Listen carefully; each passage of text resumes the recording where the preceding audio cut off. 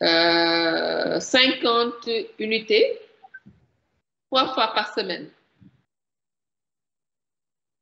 Parce que dans les recommandations de la Société sénégalaise, Société de néonatologie, ils disent 750 unités par kilogramme par semaine en 3 injections.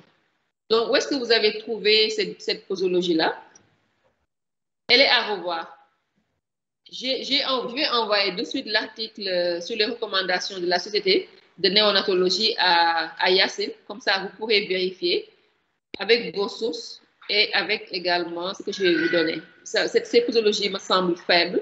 C'est vrai que nous, on n'utilise pas l'érythropoïétine, du coup, on en oublie même les posologies, mais il me semble que ces posologies que vous avez données sont faibles par rapport à ce qui est utilisé. Et c'est pendant 6 semaines. C'est utilisé environ pendant 6 semaines. Par voie subcutanée, tout à fait. OK.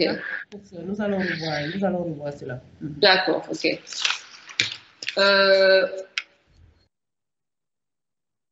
Alors, mais pour les précautions avant la transfusion, qu'est-ce que vous avez mis? Je pense que vous avez mis qu'il est important avant de transfuser,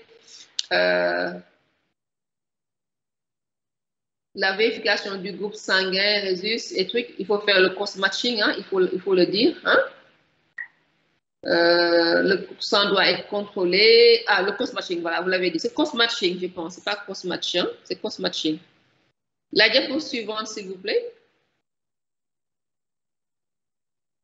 Et c'est planté. Oui, la diapo suivante. Arrêt de l'alimentation entérale avant, bon, plutôt pendant la transfusion. Sinon, surtout, bon, dans certaines équipes, quand l'enfant a un cathéter ombilical qui n'est pas en place, surtout, parce que quand le cathéter est en place, il n'y a pas de souci. Mais il évite, surtout quand le cathéter ombilical n'est pas en place, il évite de transfuser, d'alimenter pendant la transfusion. Mais l'alimentation avant et pendant, c'est peut-être pendant la transfusion qu'il est recommande, en fait, que certaines équipes choisissent de ne pas le faire. La prescription du furosémide n'est pas recommandée de façon systématique. Moi, je dis ne même pas recommander. En ça, j'ai l'impression que c'est une pratique de chez nous. Hein. J'ai l'impression un peu de furosémide en milieu de transfusion. Ça semble marcher hein, dans certaines situations. Surtout quand on veut du culot et qu'on n'a pas de culot, qu'on a du sang total, les équipes le font.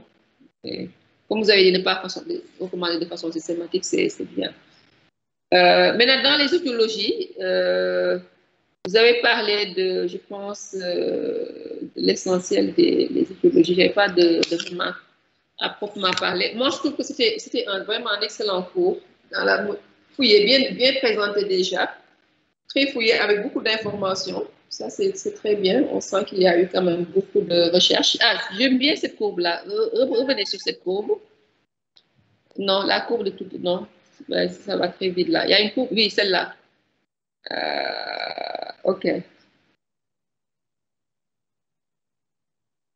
Donc, si vous êtes d'accord, s'il n'y a pas d'autres questions, d'autres contributions, je pense qu'on peut passer au second cours.